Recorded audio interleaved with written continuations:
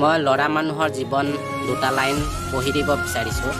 যদি কথাখিনি শুনি ভাল পায় please like comment and subscribe কৰি দিবা আৰু শ্বেয়াৰ এটা কৰি দিব। মন দি শুনিব কথাখিনি। শুনা ভণ্টি, আমি ল'ৰা মানুহ হয়। শুনা ভণ্টি, আমি ল'ৰা মানুহ হয়। আমাৰ অন্তৰখনত হাজাৰটা দুখ সোমাই থাকে, হ'লেও আমি মনে মনে থাকোঁ।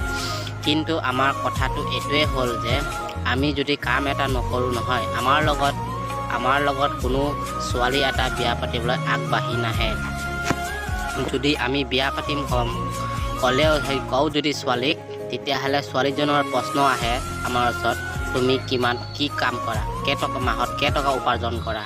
তেতিয়া যদি আমি কওঁ 10,000 টকা মাহত উপাৰ্জন কৰোঁ, তেতিয়া ছোৱালীজনীয়ে ক'ব আমাক, কি ক'ব, তুমি 10,000 টকা উপাৰ্জন কৰি মোক পাৰিবা জানো খুৱাবলৈ, গোটেই জীৱনটো পাৰিব জানো চলাবলৈ। কিন্তু মই এটাই কথা জানো ভণ্টি, শুনা, আমি যিমানেই নহওক দুখীয়া মানুহ হওঁ, কিন্তু অন্তৰখনৰ আমি ধনী হৈ থাকোঁ। কিন্তু আমি ধনী ল'ৰাবোৰ নিচিনা নহয়, আমি কাৰ লগত ইগন'ৰ নকৰোঁ। কিন্তু তোমাৰ ছোৱালীকেইটাই কয় নহয়, ল'ৰা মানুহ ধকেবাজ। তোমালোকে সোধা ল'ৰা জীৱন কি? এতিয়া বুজি পাইছা ল'ৰা জীৱন কি? ল'ৰা জীৱন। যদি কথাখিনি শুনি ভাল পালে please like comment and subscribe কৰি দিবা।